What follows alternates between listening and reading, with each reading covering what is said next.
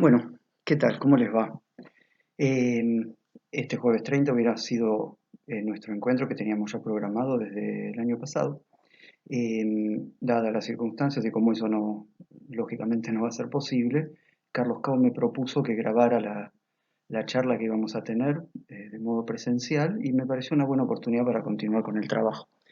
Desde luego que eso no elimina no solo lo que significa encontrarnos para discutir estas cosas, sino también la posibilidad en el tiempo de formular preguntas, cuestiones, planteos, comentarios sobre lo que yo voy a ir diciendo. Lo que pensé es, yo les dejo mi mail, es quirogaoa@gmail.com, y si no también me pueden buscar en Instagram. Esos son dos canales por los cuales quien tenga alguna duda, pregunta, comentario que quiera hacer, se puede comunicar conmigo por esos medios y bueno, podemos hacer un intercambio por ahí. En principio, para que tengan a mano lo que me parece que va a ser importante, es busquen algún libro donde estén las fórmulas de la sexuación. Yo no tengo ahora una pizarra, sería mucho más engorroso, es que yo ponga la pizarra y me tenga que andar levantando, con lo cual yo voy a ir señalándoles en cada momento a qué fórmula de las fórmulas de la sexuación me estoy refiriendo. Usen las del seminario 19, mejor, o quizá las del 20, incluso hay un cuadro de las fórmulas que tiene otros elementos que Lacan toma, si yo no recuerdo mal en este momento, es en el seminario 20. Y también está en el libro de Diana Rabinovich, El deseo del psicoanalista, libertad y determinación en psicoanálisis. Así, de ese modo, podemos ir trabajando con los recursos que necesitamos. El otro elemento que también va a ser útil es que tengan a mano los cuatro discursos, los del seminario 17, por ejemplo, o los de que Lacan reelabora en el saber del psicoanalista. Una parte está en el seminario 19 mismo y la otra está en un libro que se llama Hablo a las paredes, en el cual Miller puso las otras que quedaron. Si yo voy muy rápido, tengo más o menos una hora, que es lo que me pidió Carlos, me parece razonable también por el peso del video. Si yo voy un poco rápido, les pido disculpas desde ya y en todo caso lo pueden parar, rebobinar, eso es lo que tiene de bueno que sea por este medio. Yo le puse como título a este encuentro Apuntes sobre el abordaje modal de la castración. Y tiene que ver con un trabajo que Lacan hace entre los seminarios 18 y 19, donde lo que él produce es un cambio de lógica. Esencialmente se nota con mucha claridad en los últimos tres capítulos del seminario 18 y el seminario 19 en su conjunto. Este cambio de lógica implica un abordaje lógico de la sexuación que incluye la lógica atributiva fálica, pero que plantea una cierta serie de coordenadas que son de mucho más largo alcance. Eh, y que está soportado, digamos, en lo que Lacan va a llamar en ese momento la función lógica de la letra. Desde mi punto de vista, y es una lectura, por supuesto, este movimiento empieza en el seminario 9, que es cuando Lacan cambia su referencia para considerar el orden simbólico, dado que ya es evidente para él que a los fines de lo que él está intentando transmitir, la lingüística es insuficiente. Puede ser muy válida en determinado contexto. Para trabajar esto que él está intentando plantear, la lingüística no le alcanza, entonces tiene que recurrir a otra cosa. A partir del seminario 9 lo que encontramos es una multiplicación de referencias lógicas, comenzando por Frege, autor que Lacan no va a abandonar de allí en adelante, y empieza a considerar el orden simbólico desde esta perspectiva lógica y no lingüística. Este es el paso principal para el cual Lacan después en el seminario 20 va a poder decir que él hace lingüistería y no lingüística, porque está precisamente hablando de las consecuencias de esta modificación. ¿Qué le permite esto a Lacan? Ya en el seminario 9 él se plantea formalizar lógicamente la iancia que afecta al otro, o sea, el deseo del otro, la castración que afecta también al otro y no solo al sujeto. Y efectivamente, desde mi perspectiva, Lacan puede plasmar en una estructura lógica muy clara, a la altura del seminario 18-19, eh, esta idea que él tiene, la puede plasmar. Y la fórmula de la sexuación y su articulación con los cuatro modos lógicos le dan un plafón para esto. De alguna manera lo que se puede plantear es que Lacan lo que está intentando despejar es el impas que afecta a la sexualidad humana, o sea, de qué manera delimitar ese real que condiciona la sexualidad humana, a partir de lo cual él va a poder decir efectivamente que si no hay relación sexual, solo hay relación lógica, ¿no? El elemento esencial para el cual Lacan puede llevar adelante esta tarea es la dimensión de la escritura, que por supuesto nosotros podemos rastrear el concepto de escritura en Lacan desde instancia de la letra y a partir de ahí aparece en múltiples lugares, seminarios, escritos, conferencias. De ninguna manera yo estoy diciendo que lo que Lacan llama escritura en instancia de la letra es lo que llama escritura en el seminario 19. Hay un abismo entre uno y otro, pero el concepto sufre un derrotero a lo largo de todos estos años de seminario, de elaboración, y Lacan finalmente arriba en el seminario 19 a una escritura que se apoya en la lógica cuantificacional. Esa es la diferencia, una de ellas, con la instancia de la letra. ¿En qué consiste este paso? En un modo diferencial de considerar la estructura del conjunto. Lacan ya está trabajando con conjuntos. Y que se apoya, efectivamente, como decíamos, en una lógica cuantificacional para establecer una diferencia. No es lo mismo si yo considero un conjunto a partir de un predicado que afecta a los elementos que forman al conjunto, a pensar que el conjunto se constituye en función del modo en que los elementos del conjunto caen bajo una función. Esta diferencia es importante porque si nosotros tomáramos de alguna manera el conjunto constituido por un predicado común que reúne a los elementos, precisamente lo que estaríamos hablando es de una reunión, que es un modo del conjunto. El problema ahí es, para Lacan, cómo formalizar la incidencia del conjunto vacío como recurso conceptual y clínico para poder dar cuenta o deslindar este impas de la sexualidad humana. Entonces, el punto de partida para Lacan es que la función lógica, funda al conjunto. No es que el conjunto existe antes, el conjunto se funda a partir de la función misma. Y esto es una cuestión importante, ¿sí? Porque Lacan va a elaborar esta dimensión de la operación que funda, que instituye, que plantea un inicio, que organiza. Pero me parece que funda es mucho más fuerte, es más potente que organizar, porque hay el nombre del padre en la metáfora paterna, también organiza. ¿Sí? Acá Lacan está dando una vuelta sobre esto. ¿Y qué aúna esta escritura? La fórmula de la sexuación, que son 4, y los 4 modos lógicos que toma Aristóteles. Necesario, posible, imposible y contingente. Estos 4 modos son los modos en los cuales el sujeto va a quedar afectado por la castración. Por eso le puse esto, apunte sobre un abordaje modal de la castración. Tiene que ver con un modo de operar de la castración. Pero no es un modo imaginario, sino que responde a estos 4 modos lógicos.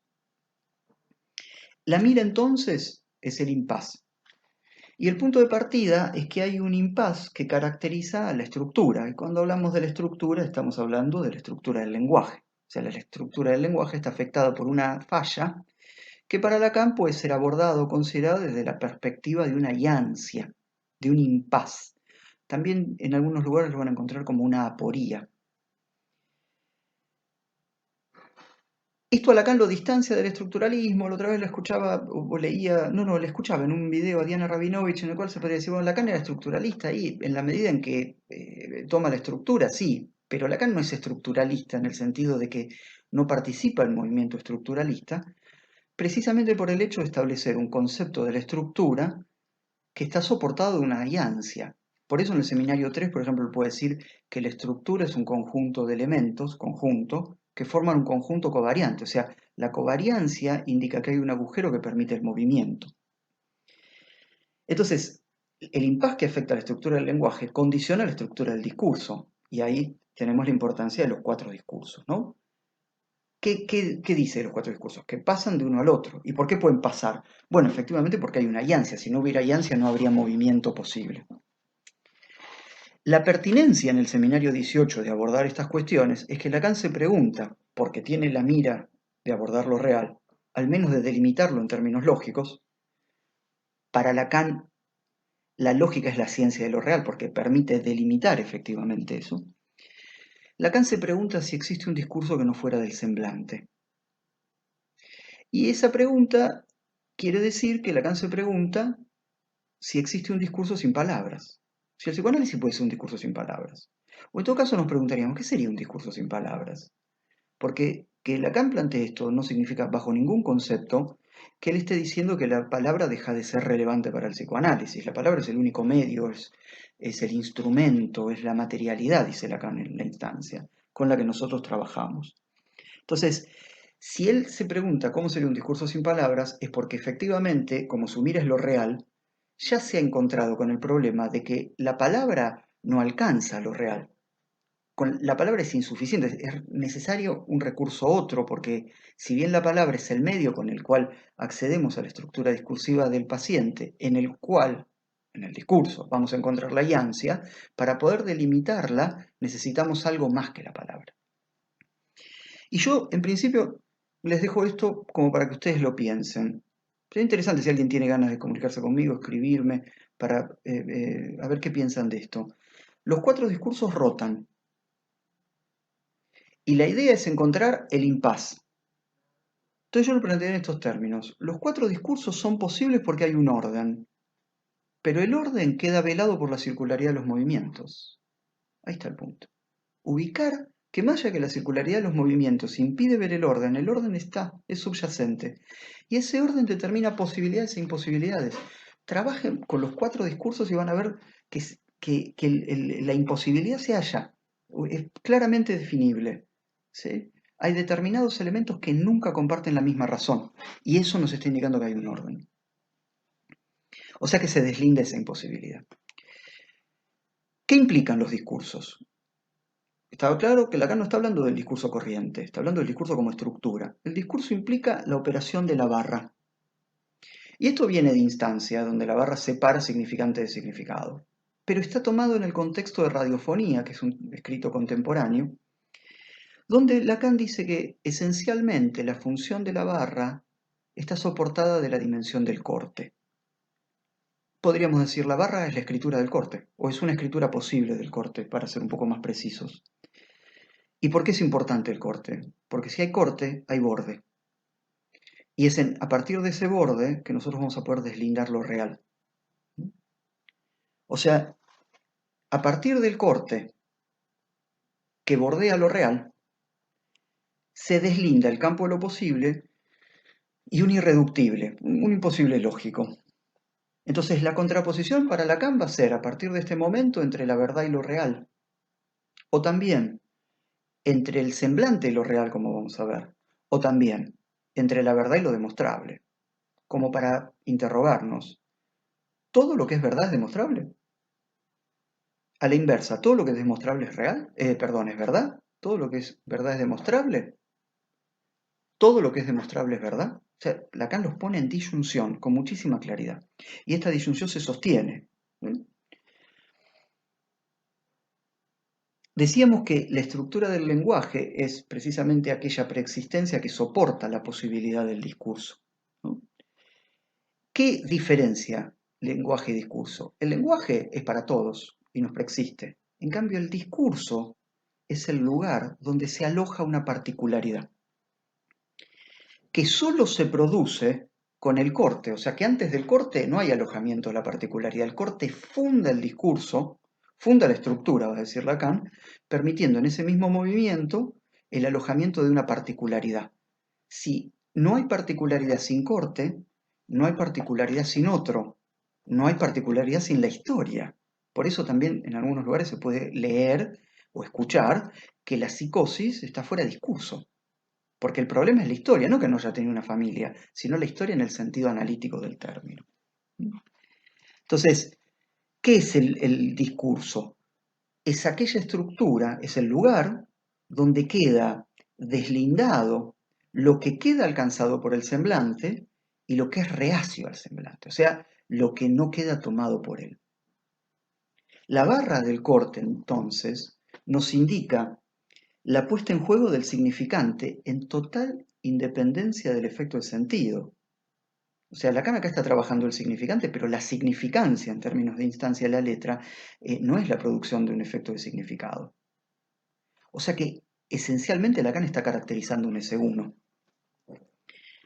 Y ahí retomamos lo que decíamos al principio, algo que funda. El S1 es lo que instala en el sujeto una economía política de goce, o sea que por ahí hay que pensar la significancia, no por el efecto de sentido. El modo en que el goce se aloja y se distribuye en el cuerpo depende efectivamente de esta operatoria de ese S1 fundante que instaura. Y esto le habilita a Lacan otra manera de pensar la sexuación, totalmente diferente, porque él cambia de una lógica atributiva fálica a una lógica cuantificacional de la sexuación. Por un lado nos podríamos preguntar, ¿cómo y con qué herramientas deslindar ese real inherente a la sexualidad humana? Y decíamos, ahí cobra valor la lógica. El segundo problema que se nos plantea en este punto, el segundo interrogante, si ustedes quieren, es habiendo deslindado este real, ¿cómo operar sobre él? Porque son dos cuestiones distintas. Una cosa es deslindar algo y otra cosa es poder operar sobre ese algo que se deslinda. ¿Con qué? ¿De qué manera? Bueno, y ahí es que entra en juego algo que por supuesto queda fuera de nuestro encuentro de hoy, que es la dimensión de la topología en particular, en general, y de lo nodal en particular. ¿Mm? ¿Y esto por qué es importante, esta cuestión del deslindar, que Lacan se vuelque a buscar recursos para poder delimitar y operar? Porque este trabajo que Lacan hace no es un trabajo intelectual, es un trabajo que Lacan está haciendo para poder construir recursos clínicos sobre los cuales asentar la intervención analítica. Y en la medida en que no hay sexuación sin castración, y esto implica el semblante, o sea que no hay sexuación sin semblante. En el seminario 18 está la que para mí es la definición más interesante, en el sentido de la que a mí más me gusta, a eso me refiero, estos son siempre lecturas, ¿no? Desde luego, de la castración. Él dice, la castración es un cierto arreglo entre semblante y goce. O sea que ese arreglo es algo artificial, es un anudamiento artificial, es un enlace, un lazo artificial que depende de la operación del significante sobre el cuerpo. Por eso, entre semblante y goce, porque el goce es en el cuerpo. Y este es el punto en el cual Lacan enuncia una frase que a mí me resultó enigmática, me trajo preguntas, interrogantes, complicaciones, que dice, hay una función primaria de la verdad. Y esta función primaria de la verdad, que ya tiene su antecedente en el seminario 16, Lacan ya algo de este orden había planteado en ese seminario, hay que tomarlo por el lado de que la verdad tiene que ver con una operación que fija un lugar, algo de lo que se aloja. En la verdad se trata de algo que se aloja. Por ejemplo, en función y campo él dice que la verdad es lo que pasó por el otro, o sea, el significante alojándose allí, tomando lugar. En el seminario 12 dice, bueno, lo que ya se jugó en otra parte en relación a la verdad, y ahí ya está hablando del objeto, ya no está hablando del significante. En cualquier caso, la verdad es un lugar. Y si ustedes se fijan en los discursos, Lacan cambia, de los 4 lugares cambia 3, el nombre, los nominativos. El que era gente pasa a llamarse semblante. El que era goce pasa a llamarse otro. El que era producción pasa a llamarse plus de gozar. El único que no cambia de nombre es el lugar de la verdad, abajo a la izquierda. Y eso nunca puede ser casual, que Lacan no haya cambiado ese nombre. Porque si hay una función primaria de la verdad, es que hay una articulación indisociable entre verdad y semblante, porque no hay verdad sin palabra, no hay verdad sin significante. Entonces, la oposición es entre el semblante y lo real, cuestión que no elimina el hecho clínico, remarco clínico, de que nosotros solo accedemos a lo real a través del semblante. O sea, la clínica analítica no puede prescindir del semblante por más que se oriente a lo real. Porque me parece que ahí es donde nos encontramos con todas esas vertientes, digamos, en el lacanismo, que más que operar sobre el malestar del sujeto, parecieran empujarlo al pasaje al acto. Para esto, para poder sostener esta dimensión, de esta diferencia entre semblante y real, es que Lacan le tiene que dar una vuelta de tuerca a la función del padre, al lugar del padre, a su función, a su estatuto. Y él va a tomar tótem y tabú, pero no el mito, toma el escrito. Y Lacan dice, la importancia de tótem y tabú es que es un escrito. Empezamos partiendo de la escritura. La escritura de Lacan no es la escritura de Freud, pero él está intentando destacar ahí la dimensión de la escritura ya en Freud. En la fórmula de la sexuación, arriba a la izquierda, ¿sí? A la izquierda, en el campo de la izquierda, arriba. Esa fórmula se lee, existe al menos uno que no responde a la función fálica. Lo que también podemos leer como que hay uno que no está alcanzado por la castración, un al menos uno que se desprende del Edipo, en el trabajo que Lacan lee en Freud, por su imposibilidad. Les recuerdo esa palabra que Freud usa, dice el Edipo se va al fundamento y la palabra es Untergang, no es represión. O sea que Freud tiene ya claro ahí que no es un problema representacional lo que está en juego, sino que hay algo económico y el asunto es lo económico no se puede reprimir, entonces ¿qué se hace con eso? Es una existencia, existe al menos uno que no responde, que se deslinda por un imposible. O sea, para decirlo mejor, deslinda un imposible, ¿no? Existe al menos uno que no responde. Es imposible que uno no responda, porque todo sujeto, por estar capturado en el lenguaje, está afectado por la castración. Entonces, ¿por dónde deslinda el imposible? Por la función negada. No phi de x. Existe al menos uno que no responde, la barra es la negación, a la función del falo, ¿no? Es imposible que un sujeto no esté castrado, incluso por su captura en el lenguaje. Ya eso implica la dimensión de la castración. Ahora, ¿cómo entendemos la castración acá? La castración es acá la separación fundante entre el goce y el cuerpo. Entonces, en la medida en que la captura por el lenguaje implica la separación del goce y el cuerpo, todo sujeto está castrado por estar capturado en el lenguaje. Entonces, allí el discurso como artefacto, allí donde se produce una separación por la captura por el lenguaje, el discurso como artefacto, o sea, la historia, lo que hace es una, si ustedes quieren, una articulación. Articula el goce al cuerpo, un recorte de goce al cuerpo, lo aloja en un lugar del cuerpo e implica la distribución y el alojamiento de este goce en el cuerpo. Por eso ya a esta altura, phi, que ustedes ven en las fórmulas, el significante fálico en su momento, en este momento ya es una letra para Lacan. Es el semblante phi que el lenguaje aporta a los fines de la sexuación, pero como tal en términos lógicos, para Lacan el falo es una letra. Es este movimiento que él hace del significante a la letra, ¿no? Y es una letra precisamente porque como tal hace conjunto. ¿Por qué hace conjunto? Porque es lo único que el lenguaje aporta a los fines de la sexuación. Entonces hace función en la medida en que sexúa a un sujeto. Y esto implica repensar, como antes dijimos, también la función del padre, por cuanto la función del falo depende del padre. Eso no cambia. Ahora, como Lacan está hablando de conjuntos, ¿qué es el conjunto? Un campo de goce. Y ustedes van a ver que él va hacia diferenciar dos campos de goce, o como también podemos llamarlo, dos conjuntos.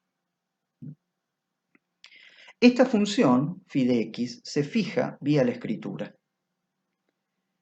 Y ahí es donde Lacan tiene que hacer la reformulación, que en relación al padre consta de este movimiento, del padre como S2 en la metáfora paterna, donde el S1 es la madre porque opera lógicamente primero, y el padre opera sobre un campo ya constituido, que es el campo constituido por el ir y venir del deseo de la madre, de esta dimensión a pensar al padre como un S1, que tiene en la excepción su función precisa. Precisamente, este padre es este al menos uno que existe y que no está alcanzado por la castración. Va a decirle, ¿se entiende? Se escucha la resonancia de Tótem y Tabú. Y que como tal fija un inicio. Y Lacan va a decir, es el agente de la castración. Y lo que hace acá es completar el cuadro de las tres formas de la falta del seminario 4. Ustedes van a ver el seminario 4, podrán notar que Lacan deja vacío el lugar del agente de la castración, porque lo que se le impone ahí es precisamente que el agente de la castración es real, y él está trabajando con la metáfora donde el agente de la castración es un significante. Entonces ahí se plantea una contradicción, que Lacan por supuesto tarda años en despejar porque tiene que dar toda una serie de vueltas y construir una serie de recursos para poder pensar esto. Entonces, como para situar los términos, en la metáfora paterna, el deseo de la madre es el S1, y el padre como S2 significa, eh, orienta. El padre opera en un campo ya constituido. En cambio, a esta altura y en la fórmula de la sexuación, el padre es un S1 para Lacan. Quiere decir que el padre, a este nivel, viabiliza algo de lo que Freud trabaja en términos de la identificación primaria. Es de más amplio alcance que la metáfora paterna. El padre como ese uno, en tanto es una escritura, es un decir fundante, algo más propio de lo lenguajero que de lo discursivo. Y como decíamos, forja un inicio, un punto de partida, que de ninguna manera confundimos con un origen. El punto de partida no es un origen. Como labora con la estructura, Lacan abandona cualquier pretensión sobre el origen desde el principio. Nunca le importa. El origen es un problema del mito. Lacan está elaborando una estructura para dar cuenta de este inicio. En estos términos, el padre deviene un referencial. Y ahí en el seminario 17 utiliza una frase que a mí me encanta, que dice, el niño es el padre del hombre. Donde usted lo piensa, está hablando de la anterioridad lógica. O sea que el padre es un antecedente lógico. No es un antepasado. O sea, desimaginariza Lacan, claramente. Despeja todas las imaginarizaciones de lo patriarcal Lacan con este movimiento. El padre, como referencial, introduce una numeración. O sea que el padre opera a nivel del número. Por eso van a encontrar la cantidad de referencias a la teoría de números en Lacan, que es muy interesante la teoría de números. Como referencial es un término numeral, concretamente es un ordinal, o sea, introduce un orden en una serie, compone y ordena una serie. ¿Dónde encontramos, como ejemplo, esto Lacan lo explicita en el seminario 19, lo encontramos en el número de las dinastías monárquicas y papales, en las cuales el sujeto queda ubicado en una lógica, en una serie lógica, que implica sus antecedentes. Por ejemplo, ahora estamos en un momento donde este papa actual se hizo llamar o tomó el nombre de Francisco, pero él no es Francisco I, es Francisco. ¿Por qué? Porque nadie había tomado ese nombre. Cuando sea, en el futuro, cercano o lejano, que alguien se vuelva a hacer llamar Francisco, ese será Francisco II, retroactivamente este va a ser Francisco I. ¿Se entiende? ¿Por qué ahora no se hace llamar Francisco I? Porque no hay segundo. En todo caso, si fuese estrictamente lógico, tendría que ser algo demencial, que llamarse Francisco Sub-Zero. No da para tanto, ¿no? Es la iglesia. Entonces, ¿qué se funda con esto? Una genealogía. Cuando Lacan empieza a hablar de la causa del deseo del padre, empieza a pensar al deseo, en términos de una genealogía. Y la genealogía implica el corte. ¿Qué es lo que está en juego acá? La función del cero. La función del cero en la génesis lógica del número, o sea, en la génesis lógica de una serie significante. ¿Y qué es la función del cero? La descripción de un agujero. Por eso las referencias de Lacan en este punto son dos. Frege, por supuesto, la génesis lógica de los números enteros naturales a partir de la operación del cero, pero también Giuseppe Peano, que fue un matemático italiano muy interesante, que se formula una pregunta monumental. La pregunta de Peano es, ¿el cero es un número natural? Una pregunta fantástica. Más allá de la dificultad que tenga la pregunta, no importa eso, la dificultad nos compete a todos, nos alcanza a todos, lo importante es lo que esto pone en juego. Sin el cero, dice Peano, no hay posibilidad de axiomatizar la serie de los números, o sea, está hablando de lógica. Y el cero tiene una característica que es irreemplazable, y esto tiene más de un sentido que es irreemplazable. El cero para Lacan, yo no puedo entrar en esto lamentablemente, pero está en el seminario 18 trabajado en detalle. El cero es el lugar lógico del asesinato del padre primordial en Freud. Es el asesinato de aquel del que se podría decir es lo que es lo idéntico a sí mismo, o sea, algo de lo real. Algo real, porque Lacan a este padre lo va a empezar a llamar padre real. Entonces, allí incluso en el seminario 18 él trabaja la fórmula que permite el surgimiento del sucesor n más 1, ¿sí? Y dice que el más tiene que ver con la operación de algo que se pierde a la vez de algo que pasa entre 0 y 1, y está tomando la lógica de Frege. Yo no me puedo meter lamentablemente con esto, me encantaría, pero no nos da el tiempo. Entonces, habiendo elaborado esto, vamos a entrar a la fórmula de la sexuación, que este es como el paso previo que Lacan tiene que dar. Busquen en Google, en algún lado, cómo se escribe función matemática y van a ver que es una F extraña, la vieron indudablemente en más de una oportunidad, quizá alguno incluso la recuerde antes de verla. Se escribe f de x. La función que está tomado del planteo de Frege implica la inmanencia de un lugar vacío, porque la función conlleva ese lugar vacío. Lugar vacío donde se aloja la x. Si hay función de x es porque la x se aloja en esa función, porque la función implica un lugar vacío. Otra vez, ¿no? Esta covariancia que permite la iancia, con el jueguito de palabras o la cacofonía que implica. ¿Qué es la x allí? Es un argumento, porque el argumento es el sujeto. Es el sujeto el que toma lugar en la función, porque la función implica un lugar vacío. Entonces se sexúa por tomar lugar como argumento en una función. Y la función escribe, la escritura, y en tanto escribe, delimita un borde entre lo simbólico y lo real. A esa escritura, a esta altura, la llamamos decir modal. Y fíjense que yo estoy homologando, porque así lo hace Lacan. Escritura y decir. Acá el decir no es el dicho. Acá el decir es algo que se afirma y solo se puede afirmarse por escribirse. No hay ninguna otra posibilidad. Este decir modal, en este contexto de los seminarios 18 y 19, incluso una parte del Étourdi, viene a cumplir la función de suplir. Como decir, como escritura, suple lo imposible de escribir de la relación sexual. La suple, no la elimina. Entonces, ¿cuál es el punto de partida? Arriba a la izquierda, existe al menos uno que no responde a la función phi. Decíamos es un decir fundante, es una existencia, existe al menos uno, con lo cual no es una esencia.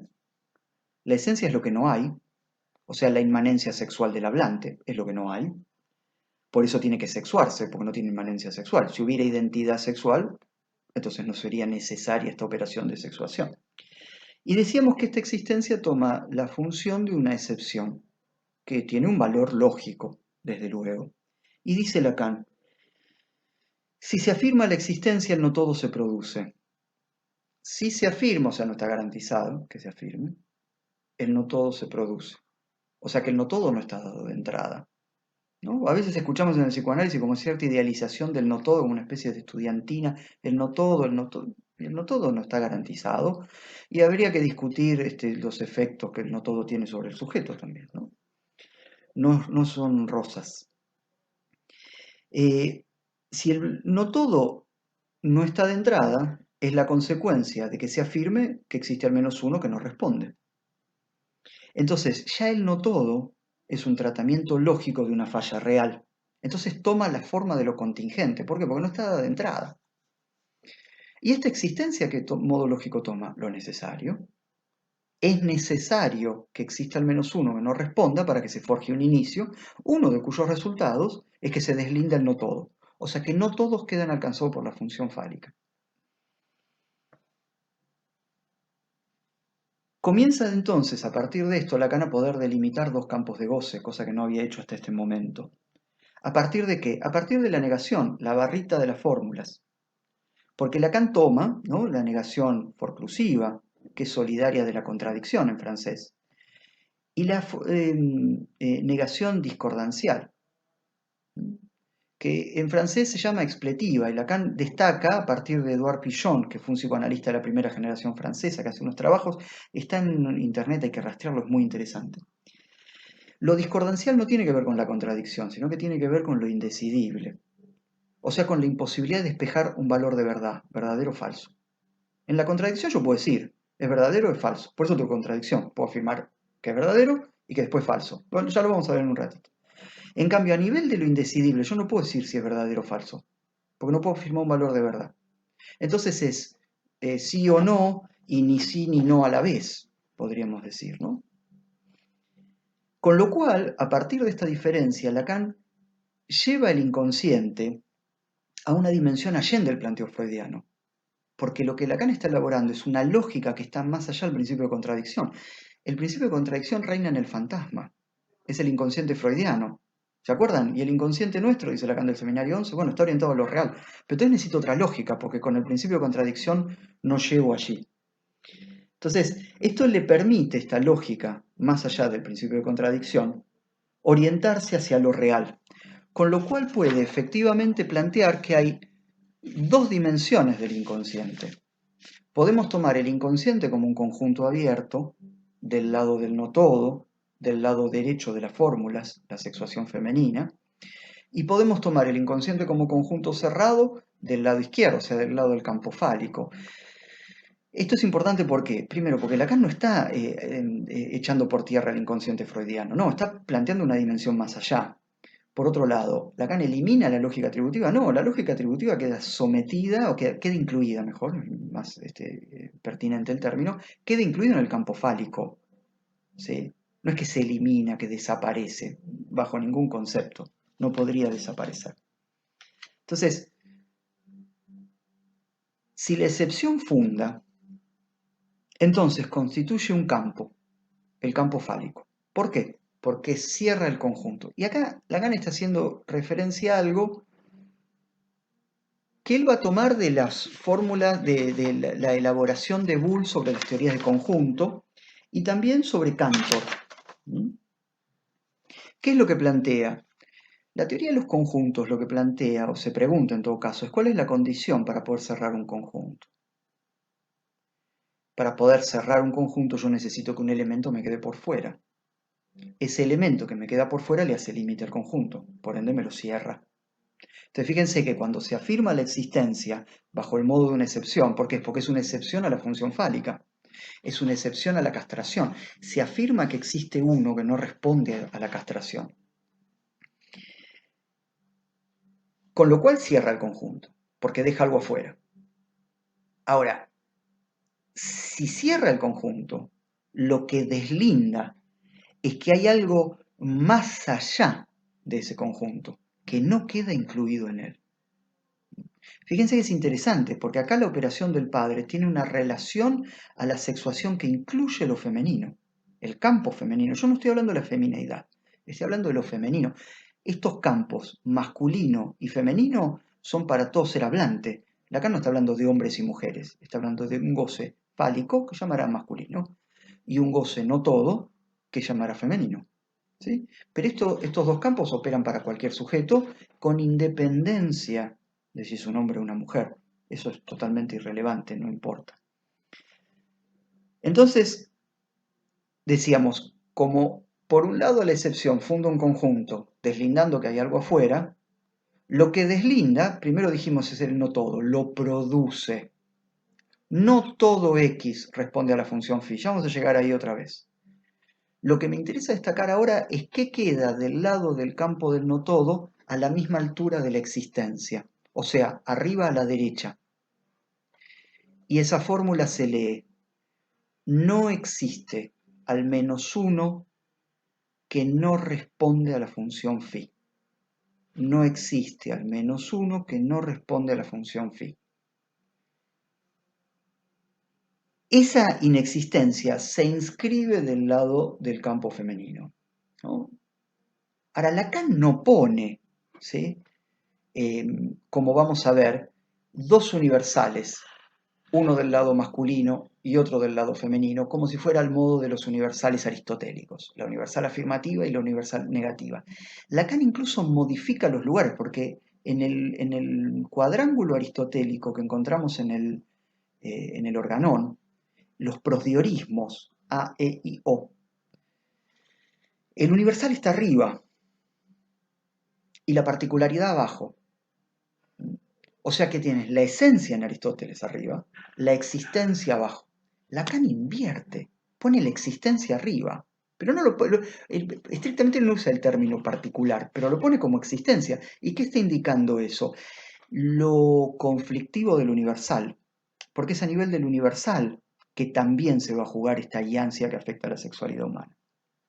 Entonces, en el piso superior lo que tenemos es una oposición entre dos existenciales. Uno que está firmado, a la izquierda, existe al menos uno que no responde, y otro a la derecha, ¿sí?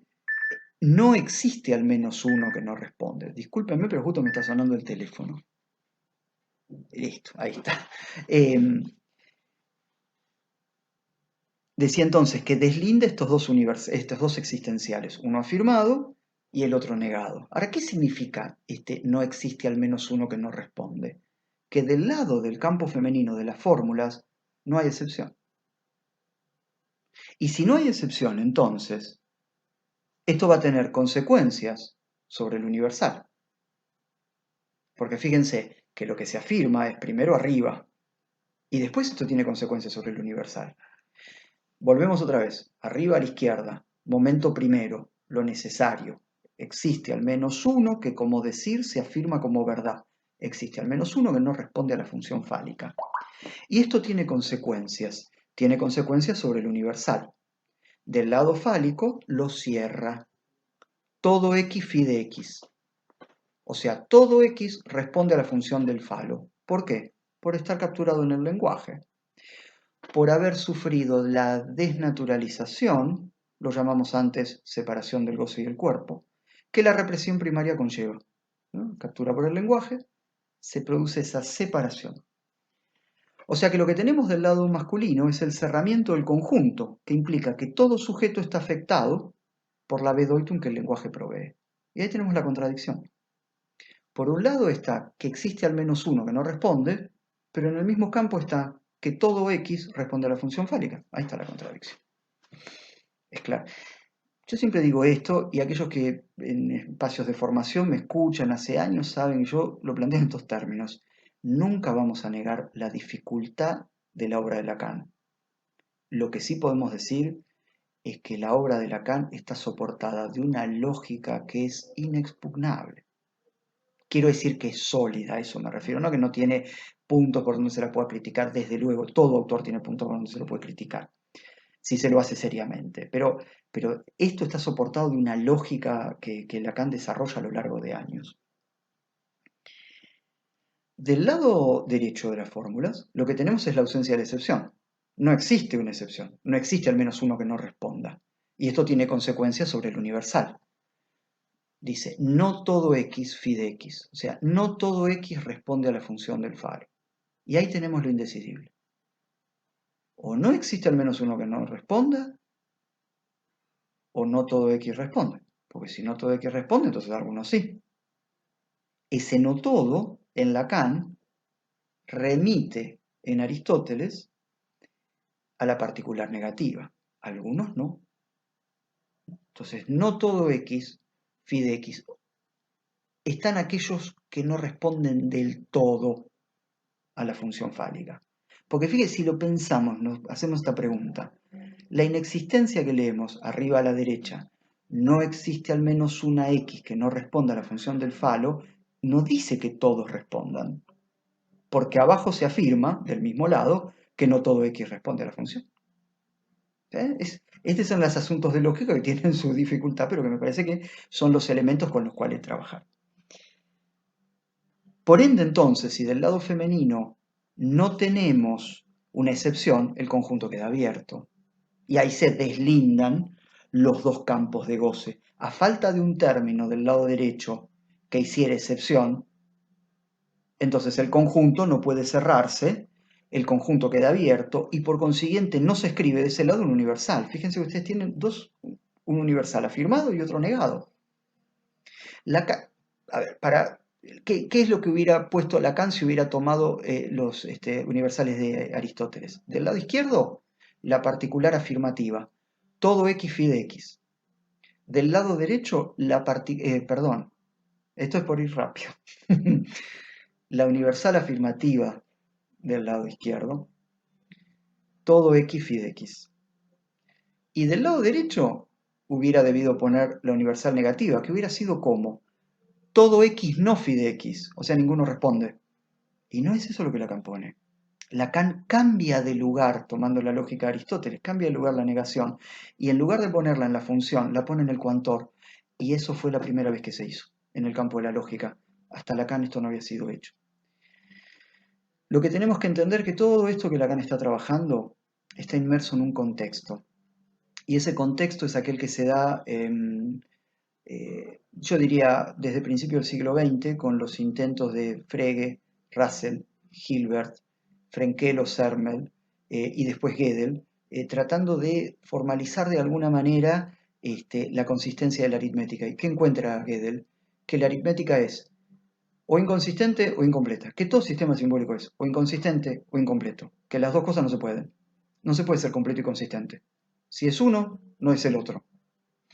Lacan sí le va a dar una vueltita y va a decir que el otro es incompleto e inconsistente. ¿Por qué? Porque puede hacer este movimiento de no poner una universal negativa, sino escribir esa novedad que se llamó el no todo, con lo cual responde al impas de la sexuación femenina, de la sexualidad femenina, mejor, con el cual ya Freud se había encontrado.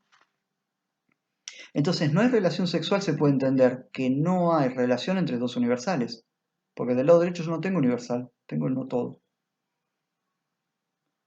También están, como decíamos antes, estos dos campos de goce.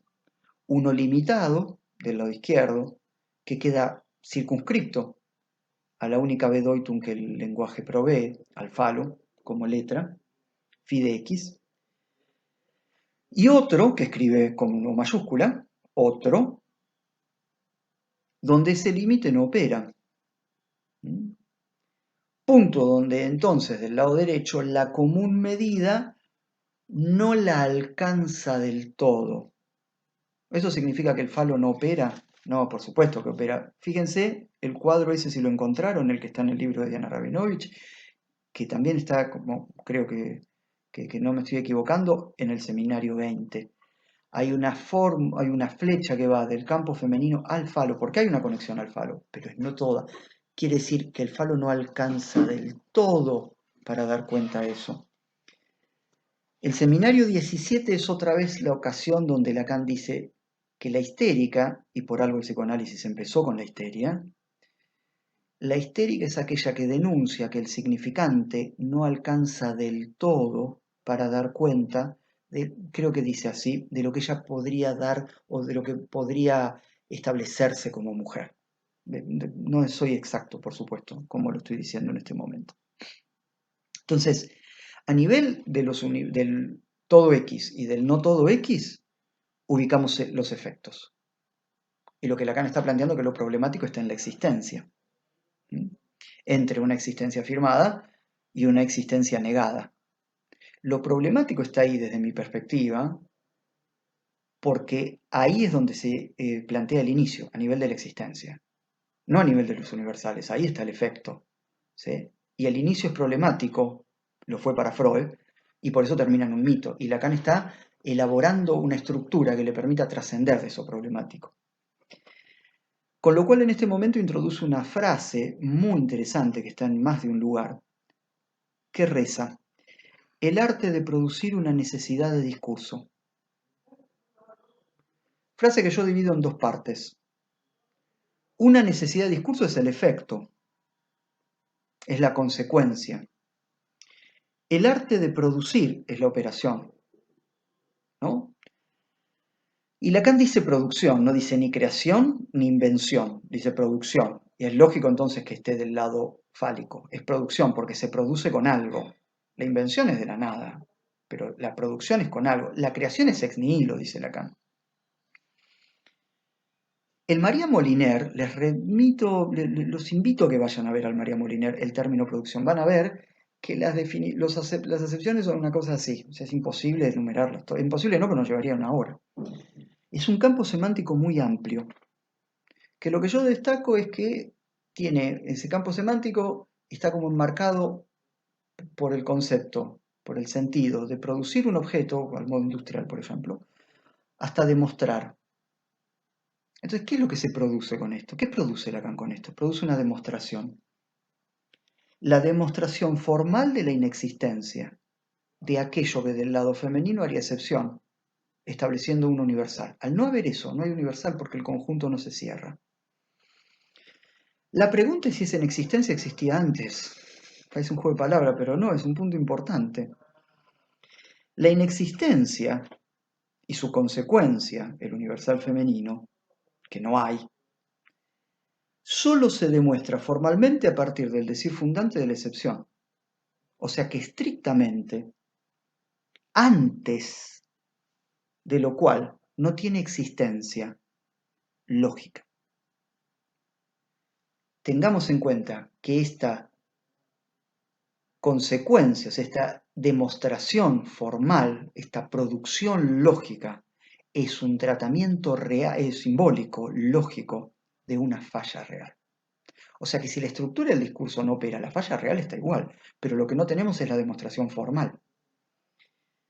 O sea que antes no existe, no tiene existencia lógica, y lo que empieza a contar a partir del momento en el cual la existencia lógica se escribe. O sea, hay una falla por la cual el significante no puede escribir la relación entre los sexos. Pero esto debe ser demostrado, lo que significa que debe ser tramitado lógicamente. Y esto lo que permite, en todo caso, es abordar el modo en que esa falla real se subjetiviza, de qué manera se tramita simbólicamente para un sujeto, de qué modo impacta en el cuerpo de un sujeto. ¿Y qué es esta necesidad de discurso? Es la existencia. Existe al menos uno como excepción, es lo necesario que forja un inicio. ¿No? Tampoco está garantizado, no hay ninguna garantía que eso se produzca. El modo lógico de lo necesario nos indica que ahí, arriba a la izquierda, está el lugar y la función del síntoma. Con lo cual, a partir de esto, esta operatoria indica que la sexualidad del sujeto, precisamente por carecer el sujeto de una inmanencia o de una esencia, solo está soportada de la operación de un síntoma. O es lo mismo, la sexualidad del hablante es sintomatizada, está sintomatizada o es sintomática, me gusta mejor, me gusta más está sintomatizada. Por supuesto que el síntoma del que Lacan está hablando acá no es el síntoma clínico, y esto lo van a ver reafirmado cuando Lacan haga el desarrollo sobre lo nodal, porque la cuarta consistencia como nominación es un síntoma, pero no es un síntoma clínico, sino que como síntoma es eso que mantiene unido a los otros tres, real, simbólico, imaginario. Y como todo síntoma, por más que no sea el síntoma clínico, este síntoma implica la verdad, por ser del semblante, porque el síntoma participa del semblante. ¿Y cuál es la verdad acá? La verdad es que no hay relación sexual. Entonces, el síntoma suple a la vez que afirma que no hay relación sexual. Y no hay relación sexual, entonces se afirma como verdad. O sea que vía el síntoma, esa verdad se medio dice ante la imposibilidad de decirse del todo.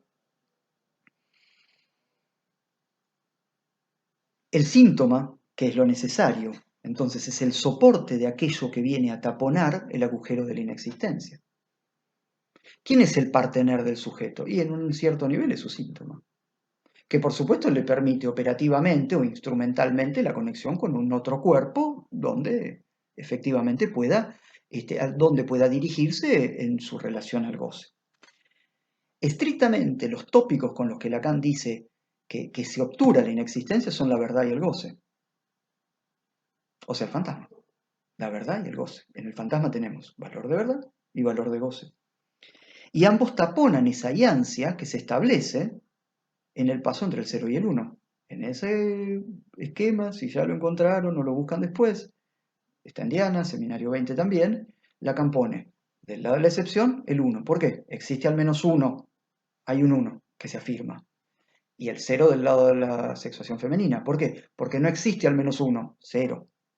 No existe al menos uno, no es la negación de la existencia del lado izquierdo, ¿sí? Es la afirmación de la verdad de la falta de la existencia, que cerraría el conjunto en el campo femenino. Por eso pone 0. Si hubiera sido la negación de la existencia del lado izquierdo, hubiera escrito -1, pero pone 0. Es complicado todo esto, ¿vieron? Así que hay que tomárselo con calma y parar y volver. Entonces, leemos, del lado de la existencia, ¿sí? Pero mejor, vamos primero a los campos. Del lado izquierdo, campos. Existe al menos uno que no responde a la función phi, que funda el universal. Todo X responde a la función phi. Hay una contradicción en sus términos. ¿Qué qué modo lógico toma la excepción? Como necesario es lo que no cesa de escribirse, el síntoma. Y del lado del universal está lo posible, porque la Bedoitung del falo es lo único posible. Y su modo es, cesa de escribirse. Les pregunto, otra pregunta para pensar, ¿se escribe? Que cese de escribirse, quiere decir que se escribe. Del lado derecho, o sea, del campo femenino, tenemos, no existe al menos uno que no responda, y no todo X fide X, donde lo que está en juego es lo indecidible, no puedo decidir. Del lado derecho arriba, lo que Lacan pone es lo imposible como modo lógico. No cesa de no escribirse. Y abajo pone lo contingente. ¿Por qué es contingente el no todo? Porque depende de la inscripción de la excepción. Sin la inscripción de la excepción, el no todo no se produce. Entonces es contingente que no todo se produzca en un sujeto. Podría no producirse. Cesa de no escribirse, dice Lacan. O sea que los cuatro modos lógicos implican la puesta en forma de lo que el lenguaje puede inscribir y de lo que el lenguaje no puede inscribir. Lo que queda o no queda alcanzado por la función fálica, o mejor, lo que queda o lo que no queda alcanzado por el semblante. O sea, hay un sexo inscribible, el fálico. No importa si es un hombre o una mujer, hay un sexo inscribible, el fálico. Y hay otro, mayúscula, héteros, que no cesa de no escribirse, ¿no? Y como decías, esta distancia es válida para hombres y mujeres. Ahora, Lacan acá dice héteros, o sea que está hablando de la heterosexualidad. Y esto implica reformular la exogamia. La exogamia para Freud tiene que ver con la salida del Edipo. La exogamia para Lacan no tiene absolutamente nada que ver con la salida del Edipo. La exogamia para Lacan tiene que ver con la conexión, esa dimensión del no todo, o sea, con la puesta en forma clínica en un trabajo analítico de la relación del sujeto a eso que el lenguaje no puede escribir. Es que es totalmente distinto, cambia de perspectiva Lacan con esto, ¿no? ¿Qué hace la excepción? Dijimos funda, pero ¿qué funda? Un borde. Lacan lo va a llamar un litoral. Funda el litoral que hay entre una existencia afirmada y la inexistencia de la otra. Señala también la distancia entre un universal, el fálico, respecto de otro con el cual no puede hacer par, porque no es la universal negativa, sino que lo que queda negado es el coantor, que no todo X responde a la función, no dice que ninguno responde, ¿no? Entonces, a modo como un poco de síntesis y también para ir cerrando, estos son los cuatro modos bajo los cuales el sujeto cae bajo la función fálica. Lo necesario y lo posible, necesario arriba, posible abajo, del lado izquierdo fálico. Lo imposible y lo contingente, del lado derecho, o sea, del lado del campo femenino. Fíjense que la diferencia ya no se da entre tener o no tener, sino entre una relación necesaria con el falo, masculina, y una relación contingente con el falo, femenina. Funciona radicalmente de otra manera. ¿Por qué Lacan aborda este punto? Porque Lacan ya dejó hace bastante tiempo de considerar al conjunto a partir de los elementos para interrogarse acerca de la estructura misma del conjunto. Eso es lo que está haciendo. Interroga la estructura misma del conjunto, no los elementos del conjunto. Porque esta estructura misma del conjunto está afectada por una iancia, que es lo que permite hacer función, porque es un lugar vacío.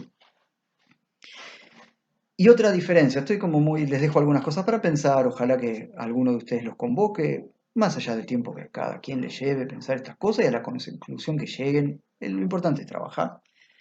Esta es una lógica que predica a partir de Fidex, de la función, sin quedar por eso reducido a la atribución. Yo hace poco escribía en Instagram, en un posteo que hice, donde puse el año pasado edité un texto donde trabajo, entre otras cosas, algo de esto, trabajo estas cuestiones, pero es más amplio el libro, y yo lo que planteaba era que la condición de posibilidad para acceder a lo real, casi el primer paso diría, es establecer una lógica que se soporte de la distancia entre la predicación y el atributo. Esa es una cuestión. ¿Qué demuestra todo esto? Además de que es muy complicado, que por momentos nos apabulla. Que hay un agujero íncito a la sexualidad humana, pero no solo lo demuestra, sino que lo delimita formalmente. ¿Cómo se lo demuestra? Escribiendo el borde de ese agujero con una letra. y esa letra es Fi. Una maravilla, terminé en 1 hora. Espero que ustedes no estén muy mareados. Les agradezco que se hayan tomado el tiempo de escuchar esto. Tómenselo con tiempo, dense ese tiempo para ustedes, para elaborarlo.